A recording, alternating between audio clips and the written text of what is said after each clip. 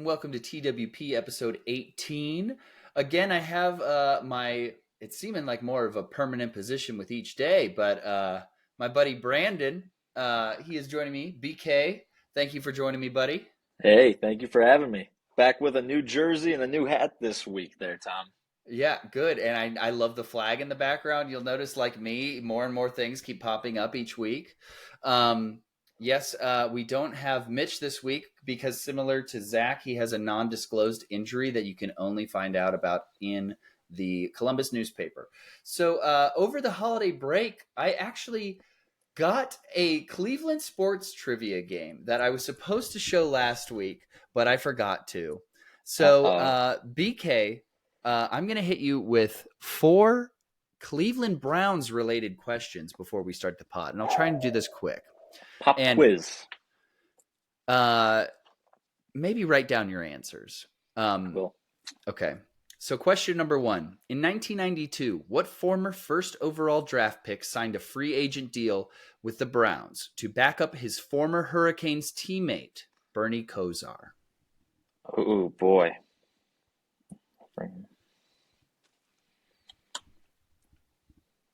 It's one of the tougher ones of the 4. These are 4 questions that I think are Got it. not average questions. Not correct, Okay. but I got it.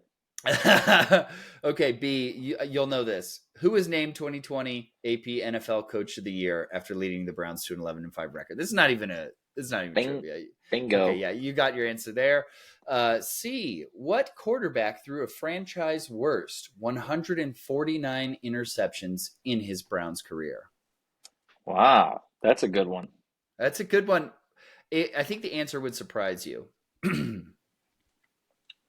So it is a bit of a trick question. I'll give you that. Like 149 interceptions as a Brown too. So they had to have a long Browns career.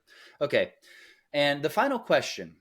What massive downtown sports venue hosted its first event in July of 1999?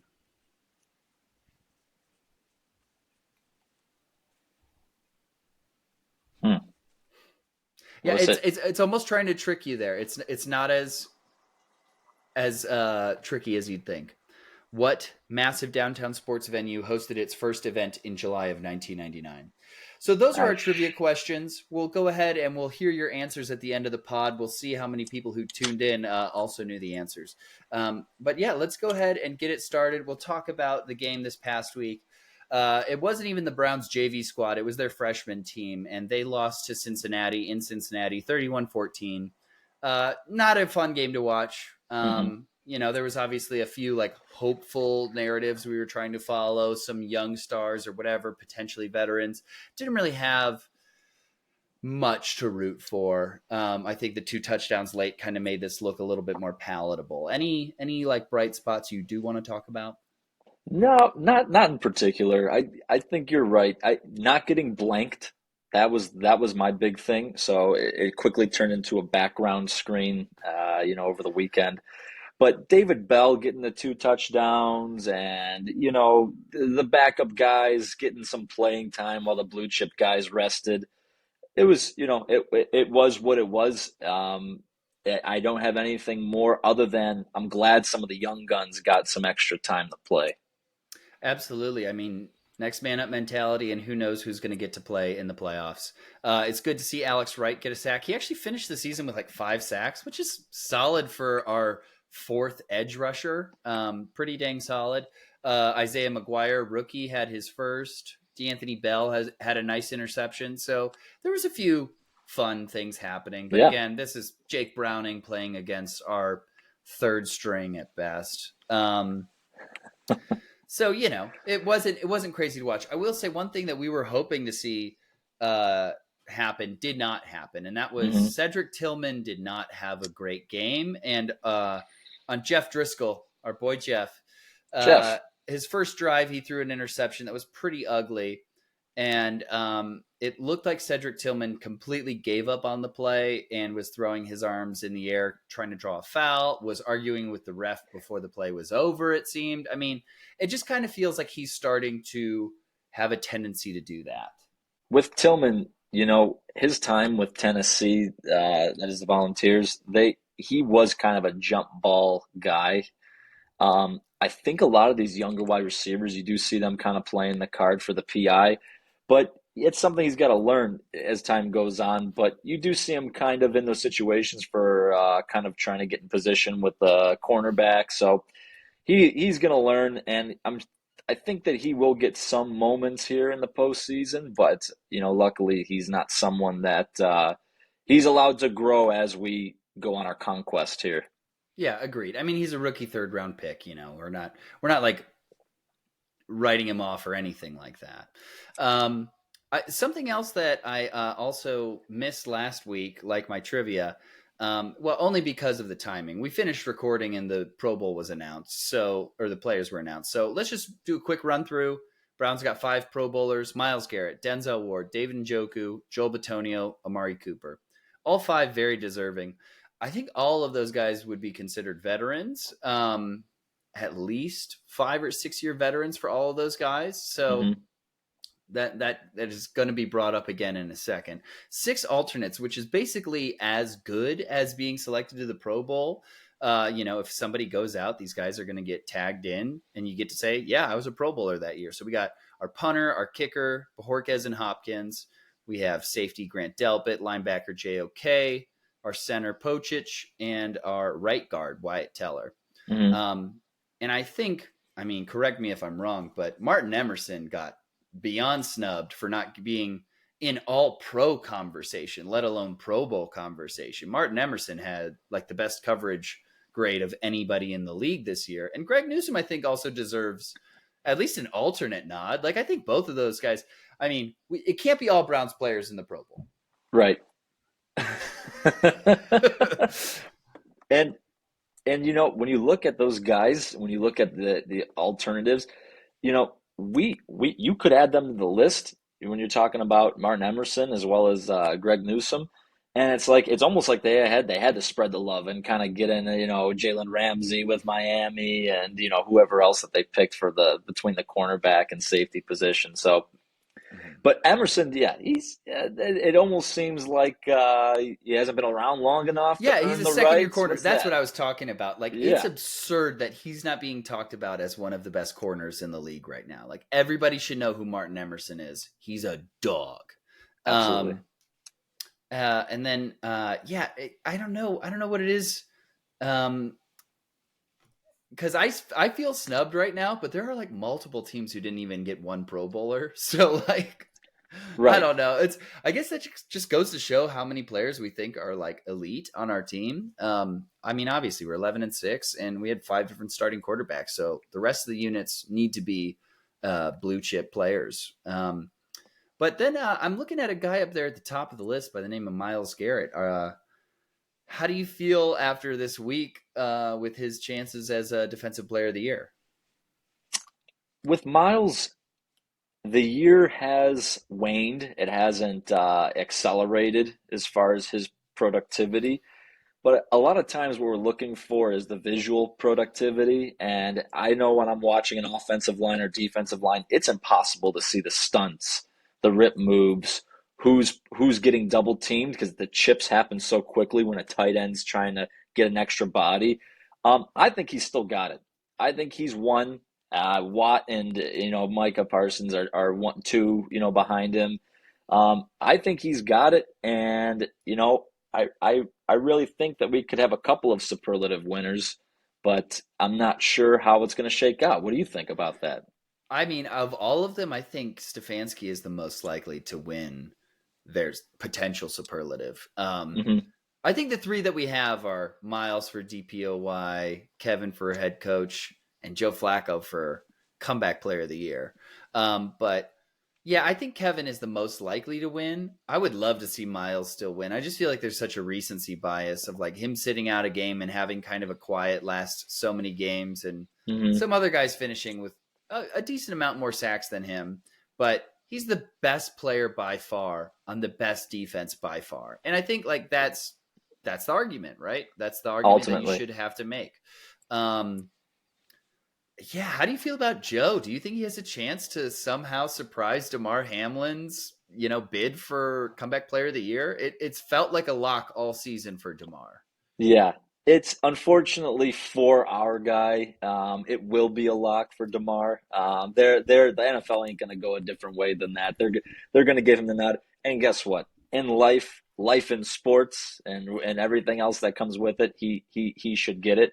But you're looking at Joe Flacco, and you're looking at an old Brown and Baker Mayfield. Those are two guys that have not just a pathway to saying they should be the comeback player of the year, but if you watched the Browns with Joe, and he absolutely should be runner up if they even do that. I think it would be so cool for this team to get some national recognition with head coach of the year and even DPOY. I mean, we deserve it. We really do. Cleveland They do. deserves it. The Browns organization deserves it for what they've been through. But we've got bigger fish to fry right now. Mm-hmm. Let's talk about this weekend's matchup. So we go down to Houston, as we did in Week 16. But the thing that's different this week is they have C.J. Stroud. They have Will Anderson. They have their one line back. His name's like Cash or something. Mm-hmm. They've got a few players coming back, and so they're a little bit more souped up. But we also have Juan Thornhill coming back. Our corners are healthier. I think this was Denzel's first game back, but he wasn't playing much. Yeah, I think both teams are the best versions of themselves that they've seen in a few weeks. What are your thoughts on this game, BJ? Yeah. Well, the Texans have emerged as the AFC South winner. And I think even as recently as last week, I thought that the three-leg race between all three teams was comparable. It's not. The Colts were pretenders with borrowed time, and the Jaguars are in a downward spiral, and they need to figure out what's going on there because it's not good, and they really did kind of soil themselves in the worst moment. We got the best team. This is going to be a very, very enticing matchup. I think it's going to be very difficult, but I think something that actually lends its way in a positive way to the Browns is that Stroud's actually playing. And the way that I'll qualify that is that earlier in the year, if we had a head-to-head matchup and there was an outcome and it was all of our guys versus all of their guys, you're going to be looking at this game going, okay, does one team have a chip on their shoulder? How did that previous game end? It's almost like, well, the other game was a completely separate, compartmentalized game. It was with Case Keenum. This is the first time we're playing the Texans. So I Yeah, think that alleviates any pressure valve of, are we the favorites? Are they the favorites? It's very clear at the line. It's 2.5 right now in Brown's favor, and we're traveling. Um, the Texans have a lot of positive momentum. D'Amico Ryans was emotional with his, the whole after, post game, and they earned their stripes. So they probably are feeling pretty good, but I feel very, very good about the way our defense has consistently played. And then now with the emergence of Joe Flacco. yeah. I just want to say one thing about their matchup last week about the Colts. The Colts are a running back drop pass away from winning that game, and not like. Oh man. Isn't that crazy though? Like, I So mean, bad. I feel bad for that guy, Goodson. Yeah, yeah. That was a tough drop. And I mean, yeah, the Texans did enough to win, but the Colts also did enough to lose. Like, hmm I think there's some validity to what you said. The Colts are kind of pretenders. They have a lot of good talent in Indianapolis. They have a they lot of do. really great offensive weapons and a lot of really great defensive players who are going to be good for a while. But yeah, they don't have a quarterback. Gardner Minshew was Yeah. a fun story. He's likable. He's just a more likable Baker. Like, he's so much like Baker, where hmm he's limited, but are you excited to root for him? Absolutely. Um, but this Texans team, they are good. Like, they absolutely have some firepower. ESPN has been showing the clip of C.J. Stroud throwing a touchdown to Nico Collins like every 30 seconds. So like, and look at the arm on this guy. Boy, are we gonna make a lot of money off this kid. C.J. Stroud's legit. He's Yeah, he's I mean, he's the best rookie quarterback we've seen in some time. And absolutely. it it's not to be taken lightly. But having said that, I would much prefer the old savvy veteran quarterback matchup versus the brand new rookie. Hmm. Yeah, Joe Flacco at 38 versus like 21-year-old CJ Stroud. Like CJ Stroud was, I think I heard someone say he was 11 or 12 when Joe Flacco won his Super Bowl. Like that's what we're Wow. talking about. He was 11 years. He was in 5th grade. He was finishing, a biology report about rainforest tree frogs. Like this is what he was doing while Joe Flacco was dicing up the Niners. Um, yeah, I mean, I think that our defense is going to get to them, Hmm. and I think the proof in that behind that, or the strongest proof behind that, is the Jets took care of this Texans team, and yes, C.J. Stroud went out in that game, but it was with 6 minutes left. Like it was C.J. Stroud basically played the whole game, In the game. Hmm. and he was under fire the whole time. I think he had a lot of turnovers. Like it, they just like he kind of unraveled in that game, and everybody was talking about the Jets defense as like, man, this team is elite. Well, Joe Flacco absolutely torched that Jets defense, and then you know our defense is side by side with any other defense in the league quite a bit better. It's just the case. Like it really is us, and then there's another tier because this defensive unit has been historic. Um, so I think we're going to give C.J. Stroud fits, and the fact that they don't have Tank Dell, their offense is limited. So I'm more worried, I guess, if I'm worried about anything, about the turnovers because apparently all of the national media is just like Joe Flacco's going to turn over the ball 9 times. It's like, yeah, well, he turned it over 8 times over 5 games, and we went 4-1, and we beat the hell out of most of the teams we played in that time. Like, anyway, Yeah. how are you feeling about some of that stuff I just spewed? Yeah.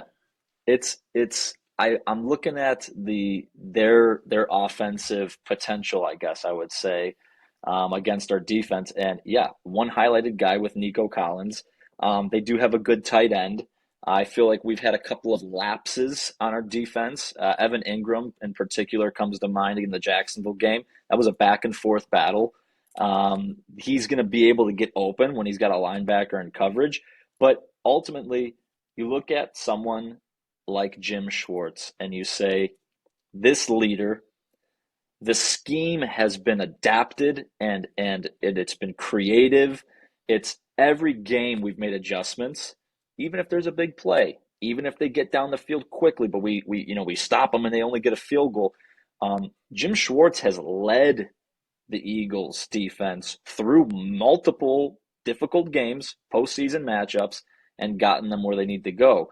So yeah, I feel confident in our defense, especially with I think the extra rest and that extra time. It's an even matchup, but I think it's a lopsided dynamic is the way that I would call it. I really do think that we are a better team. We're favored on the road. That wouldn't be the case if they didn't think, if there wasn't some semblance of us being not just better, but kind of having a little bit better head-to-head matchups when it comes to our DBs versus their wide receivers. And offensively for us, I think our run game has kind of been one of those things where it has it opened up the pass. I'm not so sure if it really has. I don't think the productivity has really been there, but I do think that continued running presence, I guess, or having the ability to switch between Ford and Kareem will allow Joe to do his thing in play action. And I really do think that we have them beat when you do the Venn diagram and you match up us versus them. I think we have them beat in most of the categories. Oh yeah, I mean I agree. I'm trying not to get too cocky when we talk about this because ultimately I think this is a good team that we should respect. But like Yeah. Amari Cooper broke the Browns' single game receiving record against this team. And Hmm. it's still the same passing attack. Yeah, they have a few more, or the same passing defense that we're playing. They have a Hmm. few more edge rushers available and some linebacker who's good in coverage. I think I said Cash. I can't remember the guy's name, but Hmm. he'll do a better job on Njoku, but like that doesn't mean anything to me. Like it Right. really doesn't. I think Joe Flacco is going to be able to pass all over them. And then, yeah, I think it's funny. I do think our passing game has opened up our running game as opposed to the other way around, which is Right. more standard. So I think ultimately we're going to be able to score against them. I think the real question is like, are the turnovers too consequential? And I think Sure. that's everybody's worry about this team heading into the playoffs. But I mean, it hasn't been a problem yet. I'll stick to that. Yeah. Question for you. Yeah. Do you have relief that it's Joe versus Stroud as opposed to Watson versus Stroud? On a personal Browns fan level. Oh, absolutely. Like, if it was Watson heading into there, that would be about like, I feel gross, icky. I don't know what the right word is. When Yeah. just rooting for him in general, but Hmm. like rooting for him in that reunion would be just another degree of like, am I really telling people that he's my guy as we go back to this town where like God, it's just I don't know, it's just such a messy situation where like I feel like outside of Houston and Cleveland, every single fan of football would be rooting for the Texans, and they would be right to do Abs- so. Absolutely. There is no one that Absolutely. would be rooting for the Browns if Deshaun was playing. But because it's Joe, it's fun, it's exciting, and it's kind of Yeah. like it's cool for both quarterbacks. Like what a year for CJ Stroud. Yeah. Unbelievable. And like, who knows, kid could light it up. But like Joe Flacco, who won in 2012, now in 2024 is about to go play a playoff game. Like that is so cool and It's unique and nobody saw it coming. It came out of absolutely nowhere. you yeah. know I it's I way concur. better this way. It's way better this Yeah. way. If it was Yeah. Deshaun, I'd be like, I It'd be so hope pensive. Yeah. I know. I'd be like, I hope we win, but I hope he plays all right. I don't know. Like Yeah. it'd just be hard at the end of the day to feel good about that. Final score prediction. How are you feeling? Or if there's anything else you want to highlight, let's highlight it. But I think we're ready to let it rip with this one. Yeah. Top of the head, something in the range of 27-17. Browns win. I like it. I like it. After the last two games with Joe playing, I'm just convinced that he can hang 35 on anybody. So I Mm, think he puts up 35 again. mm, And then I think the Texans make a fun little run back and they get close, but ultimately we win like 35-27. Like, I love it. yeah, I think at the end of the day, our defense wins us the game at the end. Yeah. But Joe starts hot like he has, and we just put up a lot of points, and then it's a comeback battle. Man, I mean, wouldn't you love it if we just blew him out of the water? Yeah, of course. Oh man. Yeah. If we just watched every other, because it's also nice to be the first playoff game because now we get to just watch everything else, knowing we're in or not. Very exciting. Um, Speaking of everybody else, I just want to talk Hmm. about this AFC North a little bit. We said it. We said it at the beginning of the year. This is the best division in football. And at the time, I said it's not even close. And man, have I been validated. All four teams finished with a winning record. And mind you, the Bengals did it without Joe Burrow. So hats off to them. Browns did it without Deshaun Watson. Hats off to them. Steelers did it with three quarterbacks. Hats off to them. So this Yeah. division is resilient. The defenses are nasty. And this is the first time that four division teams have had a winning record since 1935. Whoa. That's an 89-year record. If I asked you what happened more recently, four teams finished with a winning record in a division or World War II, you'd probably guess the division thing, right? Absolutely. Uh, Absolutely. Yeah. oh I man, mean, yeah, I will just echo what you said. It's tough. We finally have joined the party, and it feels good. We really have. And yeah, I'm looking at the Steelers and we can highlight, their marquee matchup, with the Buffalo Bills. But all these teams have a pathway forward. We all have very ferocious defenses, keeping marquee guys on on the team and being able to balance out, continued success. It's the biggest shoulder shrug, that you can say, because it's the Ravens have been able to do it. The Steelers have been able to do it. Kansas City for the last decade has done it. So it's very possible that this is going to flip flop. Next year it could be us at the top of the North. It could be the Ravens continued again with another two wild card teams, qualifying for the playoffs. So um, we have a division with good quarterbacks, good defense, and we got a lot of fun playmakers, to support the cast there.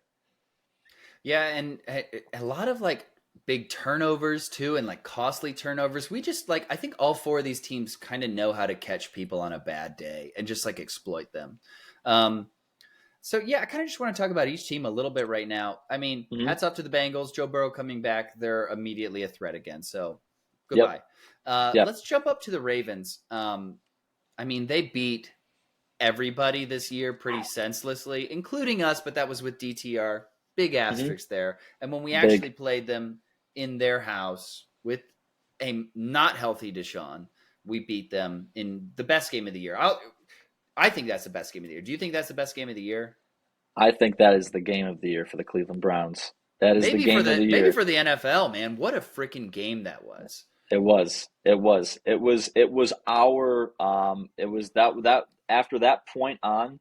I think you can ask a lot of older fans that have watched a lot of really tough teams, and a lot of eras where the same guys were around. There was an intimacy with the team, and you grew with the team.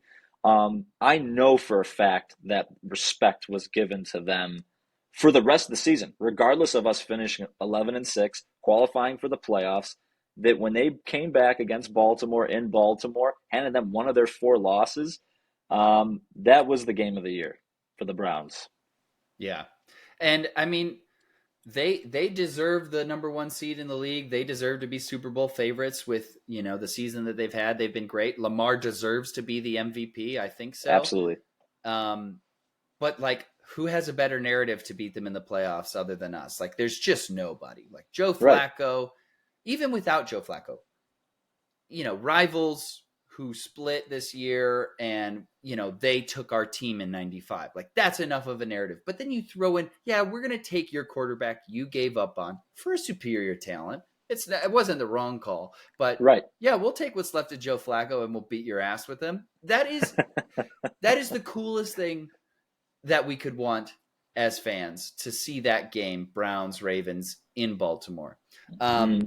And lastly, I'd love to talk about the Steelers. I've got too Mm-hmm. much to say about them as always, but they finished 10-7. At one point, they were 7-7, and I predicted that they would finish with a losing record and not make the playoffs. And here they are. I mean, damn, man, Mike Tomlin is a good coach. If you at any point in Pittsburgh have been saying, "I don't think Tomlin's the way," I think you're out of your damn mind. This is one of the best coaches of any sport of all time. He is unbelievable, and that's the only good person I'll talk about from their organization. I hate everybody else, but is he underrated still? I think so. BK, what do you have to say about the Steelers? Yeah, the Steelers they are punch mouth football. I think of Troy Polamalu. I think of Hines Ward. I remember watching them against Arizona in the Super Bowl. I have spent my time growing up with the Cleveland Browns, looking at the postseason and rooting against certain teams, rooting against the Pittsburgh Steelers, rooting against the Baltimore Ravens and the New England Patriots. They're back again. I will concur with you with Tomlin. I think that he's nothing but an all-star. I think he's always got them ready. And I will say TJ Watt, the guy's relentless. He's a fantastic player for them. It's gonna hurt not having him against Buffalo. As a quick aside, uh, but they are a team who, when they qualify for the playoffs, you don't count them out. However, their quarterback is not Big Ben, and I think the ending will be different this time. I concur. Not having TJ Watt's a huge loss for their team because he's just like a turnover and like kind of a big play machine. Like it's like, oh, he didn't just sack you; he strip sacked and pitched Yeah. it to somebody, and then laid out your quarterback, broke his forearm, and they scored a touchdown, and and then he went and caught the 2-point conversion. TJ Watt's ridiculous, but no, I really think the Mason Rudolph magic is probably going to wear off this game. They're going to Hmm. play a good team, and he won't be able to hang. I I'm excited though as a Browns fan to see like the infighting in the Pittsburgh community about Kenny Pickett versus Mason Rudolph. And not that I like Mason more or I like Kenny more. I Hmm. love that they're looking at this like it's a binary decision. Because if I'm the GM of the Pittsburgh Steelers, I'm thinking, okay, these guys are fighting for second and third string. Like, Mm. I don't want either of these guys to be my long-term solution at quarterback. And if Mm. they're going to try and argue that it's Mason Rudolph after winning 3 games, good luck. And if they're going to say that it's Kenny Pickett after Hmm. these last 2 years and his tiny mitts, again, good luck. Yep. Um, I, these guys are not the answer. And, I've spent my entire life listening to Steelers fans tell me how bad our quarterbacks are. So I get to say, hey, your quarterback room sucks. And it's just true. Um, so, yeah, I had to get that off my chest. But we talked about it a little bit. Let's look at the matchups for uh, this weekend. So, looking at this rundown for Wild Card Weekend, Tom, how are you feeling? AFC clearly more important than the NFC, but if you want to just go through and give a couple of hot takes, if you see any upsets, or if you think things will stay with the numbers. Uh, yeah, I'm just gonna rip the Band-Aid off. Cleveland's gonna beat Houston. It's gonna be a bloodbath. Um, I got Miami having a fun game in Kansas City with the Tyreek reunion, but KC wins that game. Buffalo beats Pittsburgh. I think that game has potential to be close, but I could also see it getting blown wide open. Uh, Tampa Bay, happy for Baker. I hope he's having success, but like everybody's over here writing off the Eagles, and all I have to say about that is like, talk about a game in the playoffs for them to get back on track. They beat the hell out of the Buccaneers, who are an okay team. They're a B minus team, a B squad. If Hmm. Philly waxes them like they should, everyone's going to go, "Oh my god, is there something in Philly we didn't see here this whole time?" It's like it's gonna flip like a switch. Um, I'm so sorry, Detroit. I think you're gonna get upset by the Rams. I mean, Stafford is 5-1 in his last 6 games. He's playing lights out. Cooper Kupp and Puka Nakua are awesome. Kyron Williams is awesome. Aaron Hmm. Donald is awesome. It's just I hate that I like an LA team, but I really like the Rams, man. They got a lot of good pieces. And I think Dan Campbell also gets out coached. No offense to Dan Campbell. I think he's all high spirits and morale and all that good kumbaya stuff. I think McVay's a better coach. Mm. Um, and then I think Dallas takes care of Green Bay. I think that also has the potential to be a bloodbath. So those are my quick predictions. Do you want to run through them as well? Sure. Yeah, I will. I think that these games are, I think that every single game has a lot of fun written all over it. And I will say, before I give my predictions, um, some people call me the town lunatic. Okay. Okay. And I say that because I have drafted out the AFC breakdown in my free time. I do this for fun. This is not preparation for the pod. This is not even preparation for anybody but my own conscious mind. And what I did was I went through and I tried to find the most suitable scenario for the Cleveland Browns and how they would prosper. And I have drafted up something that is absolutely epic. We have alluded to it in previous chats. We have talked about it with our friends and family. The games this week, NFC, I'll run through quickly at the end. Buffalo and Pittsburgh is a win-win for Cleveland. Pittsburgh's out of the playoffs. That's something that you want. That's something that's inherent in as far as rooting against the Pittsburgh Steelers. But I think they're going to play them very tough. I think that 10 points is a very, very that's they're looking at numbers. They're not looking at the two teams and what they're capable of. Buffalo wins that game. I think that Miami has their best chance in this round to upset the Kansas City Chiefs. I cannot, it's hard to pick against Mahomes. I could see it happening differently on, when the game comes. But what I have is Miami beating Kansas City and us taking care of Houston. The way it breaks down is that Miami will get all of the story and the narrative with Joe Flacco going to Baltimore is not going to happen this year. It was something that we only talked about in predictions and pre-conversations. Miami's going to go to Baltimore in the divisional round, and we have to travel to Buffalo in a very, very tough divisional game. But from those two games emerge the Cleveland Browns as the 5 seed and the Miami Dolphins as the 6 seed. Not improbable. Both teams have the caliber to do it. The Cleveland Browns will host the AFC Championship to go to the Super Bowl. That's my rundown. You are a lunatic. I love it. No, man, you're just speaking my language, but better. I appreciate it.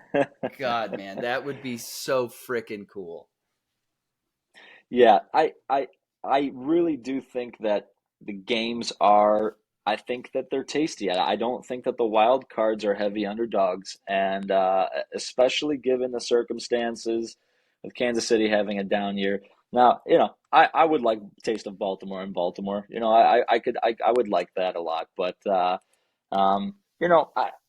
we'll see how it lays out. But looking at the NFC side too, I agree with you actually on all three games. I Okay. think Philly over Tampa. I think the Rams in an upset over Detroit, and I think that Dallas wins at home.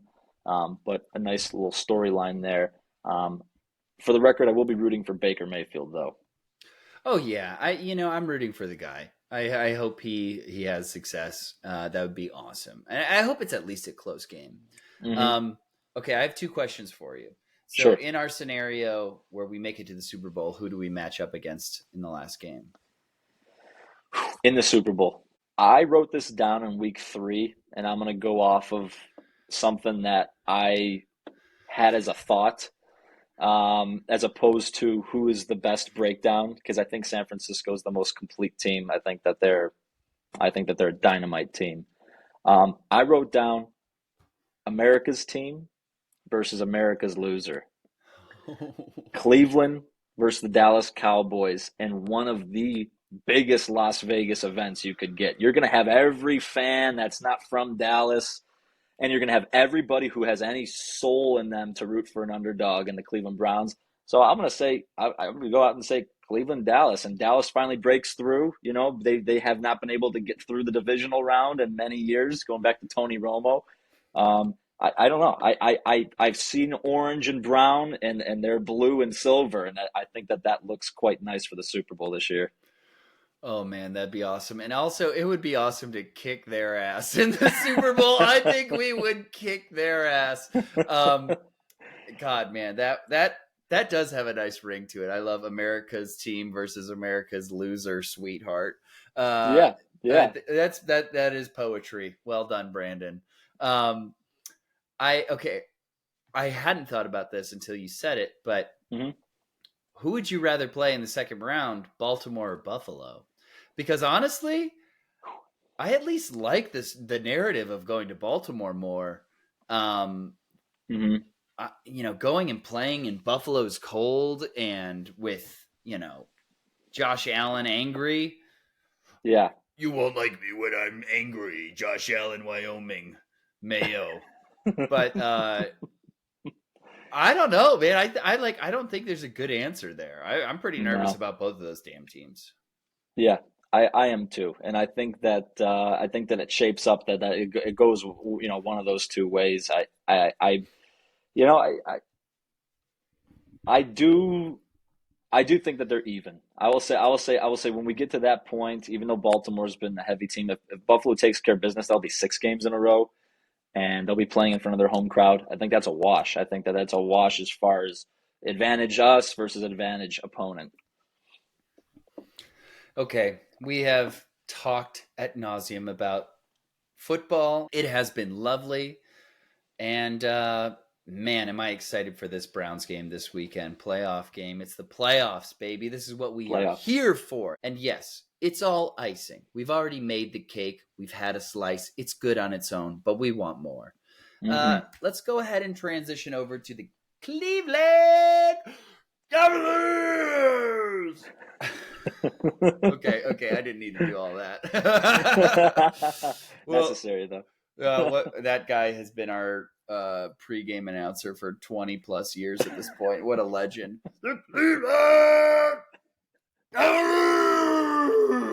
Okay, anyway.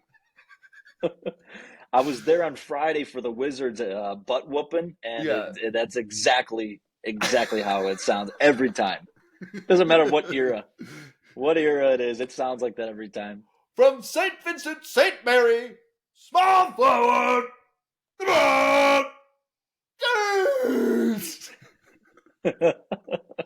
I might cut a lot of this. But okay, so we're having fun. We're talking about the Cavs. We win our last 3 games. And I was saying last week, 18 and 15 doesn't sound so good, but 19 and 15, 20 and 15, that sounds better. We're 21 and 15 now, and that Mhm. looks a lot better. And you check the standings, we're tied at 21 and 15 with every team from the 4th seed to the 8th seed. So it Mhm. is competitive basketball in the East. And the 2 teams in front of us, both the Sixers and the Bucks, are only a game or 2 in front. So I've been hard on this team this year, but they're right there in it. They're hanging right there with them, and I think the West looks pretty similar. Like you go down, it's like each team has that's under the next has just like one more loss. Like it's just a very competitive year. There's a lot of parity so far in the league. We're at 36 games. So, we're at almost halfway, and Mhm. there's a lot of teams who look pretty good. Yeah, yeah. There's. I would say I agree because it's a very fine line between are we behind or are we capable? And I feel like this week, different from last week, I feel like we're capable. What do we get with the Wizards twice? A very, very low end team. I mean, they are really not good. You have the Spurs with Wembayana, and they're not good as well. And what do we do to the teams that are inferior opponents? They've beaten them. They got to continue that forward. Look, we're gonna have the Pacers. You're gonna have games against Milwaukee. Those are gonna be tough. We're gonna be playing our own conference, and you'd like to see a little bit, kind of a couple of more, highlighted victories as the schedule unravels. But I'm happy that they've dominated. They've dominated when they have these, at least, well, in the last couple of games they have, and a big reason for it being the guy right there in the middle of the screen. Yeah, we've had a lot of missing time for Donovan, and of late we've had nothing but missing time for Garland and Mobley. And I feel like prior to those injuries and games missed, Jared Allen was kind of the missing fourth piece or forgotten fourth piece is what I should say. And, kind of somebody that we were starting to treat like, is he anything more than just another trade piece? Kind of Hmm. the forgotten guy. And in his last 3 games, the first game against the Wizards, he finished with very close to a 20 and 20 night, which is incredible. That's Hmm. fantastic. I think he had 17 and 19. And then against the Spurs, he almost had 30 and 15. He finished with 29 and 16, which is like I mean, he's having some great games. Yes, Evan Mobley's out, so he has to pick up that slack, but Hmm. I mean, he's playing great. And if he stays on this track, I think he's definitely an all-star this year, or should at least be in consideration for it. Yeah, yeah, absolutely. He's really really contributing.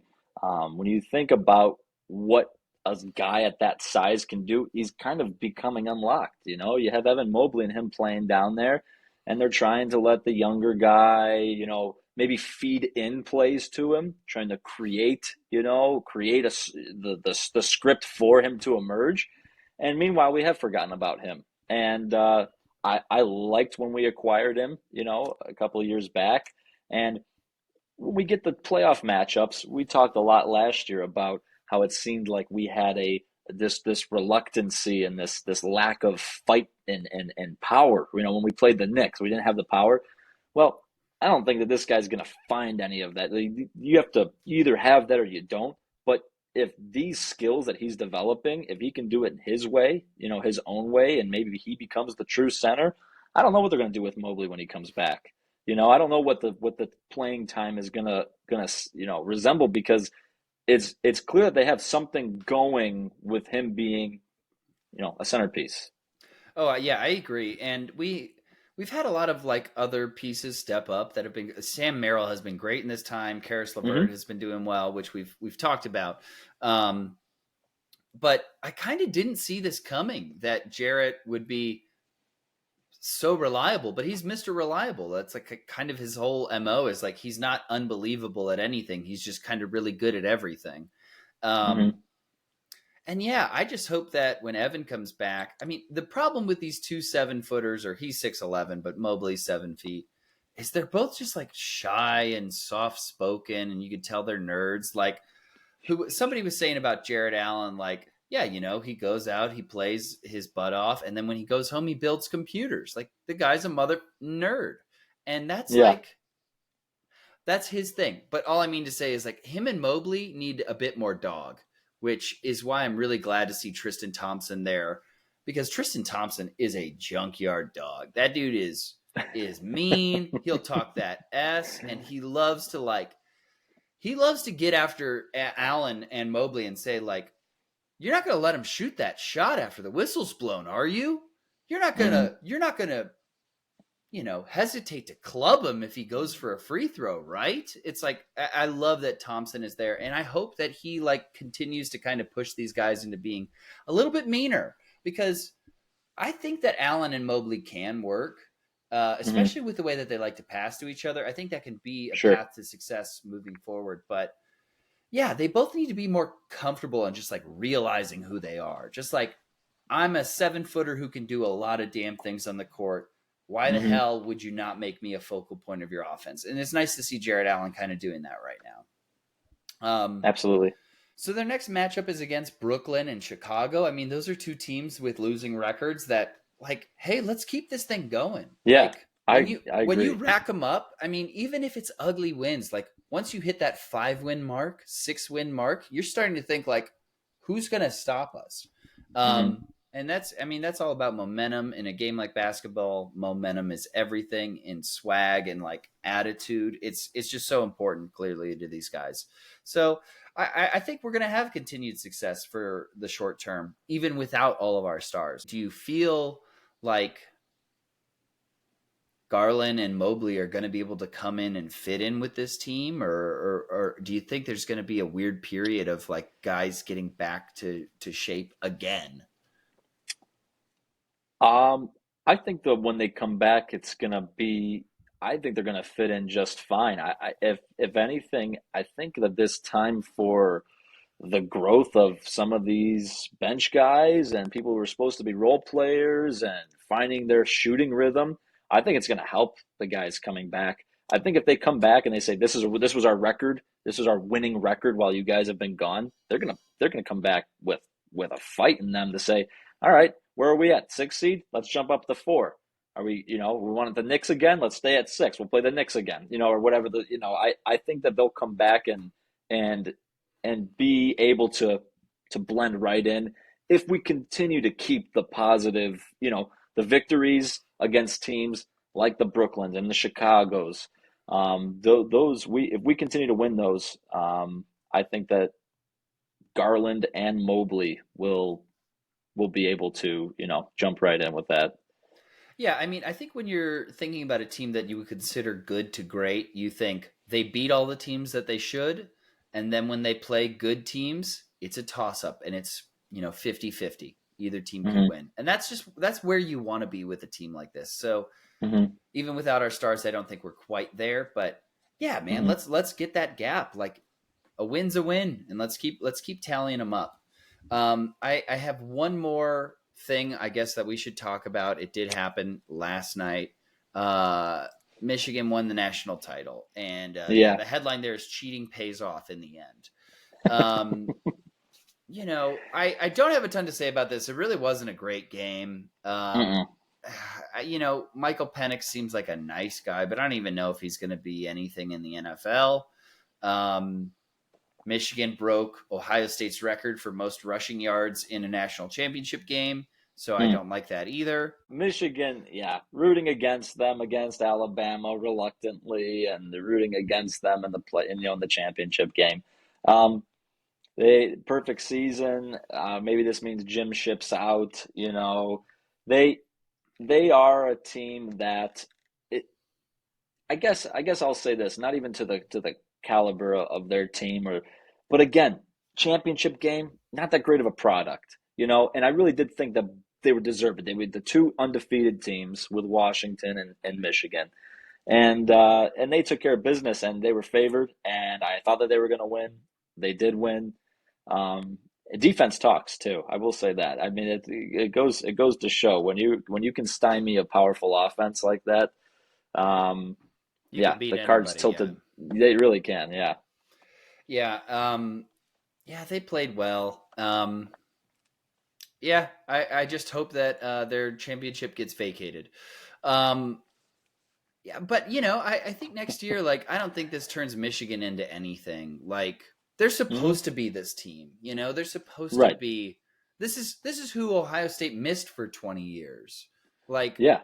we really missed a rivalry, and yeah, they've won the last three. But what did we win 20 of the last 23 before that, or something absurd? Like we just owned them for 2 decades. So this is Yeah. great. This is good for us. This is good for both teams. Ohio State got Kansas State's quarterback Will Howard to join a seemingly already crowded quarterback room. We have Air Hmm. Noland and Devin Brown, and we'll see if we get more quarterbacks. We stole a running Hmm. back from Ole Miss who was all SEC the last 2 years. So we just got a blue chip running back. We got a couple very highly graded prospects at running back, and we're going to be right back where we were this year next year. So Yeah. that's Yeah. good for everybody. That's good for college football, and hopefully the 12-team playoff results in a better product. At least some of those matchups in the playoff are going to be incredible. It only needs to Yeah. be one or two to be like that was worth it. Like Right. out of nowhere, 9 seed Oregon has an incredible game against 3 seed USC, and you're like, wow, that was amazing. Yeah. Thank God Yeah. we got to see that matchup. Yeah. Um, yeah, Yeah, that's the only thing you can hope, and I agree. When you talk about the resurrection of the rivalry, ultimately it's kind of like I'm not rooting for these guys. I didn't want them to qualify. I didn't want them to beat the Buckeyes, but this is now a new era, and we concluded 2014 to 2023 with this new college football playoff, and Michigan has reemerged as a really formidable, obviously champion. And when it comes to them playing the Buckeyes, we got a great thing going, and we're going to see situations where we're 4 and they're 5, and we'll see them in this playoff even after the game, you know. And so there will be some years that will lend its hand towards a better narrative, one year versus the other. But we're going to see some fun coast to coast matchups when it comes to this 12-team playoff. we really hope so. We really hope so. And Yeah, I'm still quite interested to see what the NCAA rules with vacating some of their wins. It's going to be complicated, like it does feel bad to take something away from somebody, but you got Hmm. caught cheating, so I guess we'll see what happens. Yeah. Before we go, let's answer your trivia questions. Uh-oh. So, who was the first overall or the former first overall pick signed in 1992 to back up Bernie Kosar? I did not know. I wrote down, even know if it's the right year or the right time. I wrote Vinny Testaverde. You got it. Yeah, are you serious? You freaking dog. Wow. I can't believe you got that. That is okay. Wow. This is already worth it. Okay. Coach of the year in 2020. Our guy, Kevin Stefanski. Goddamn right. What quarterback threw the most interceptions as a Brown? I was between two guys. I have Tim Couch, No. Who was your other guy? Derek Anderson. No. Uh, it's the only Browns quarterback to ever win an MVP. Brian Sipe. Oh, Brian Sipe has oh, thrown 149 interceptions for the Cleveland Browns. The wow. little curly headed fuck. Okay.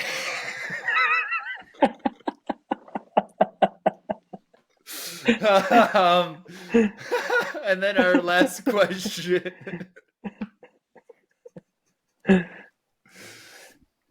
Okay.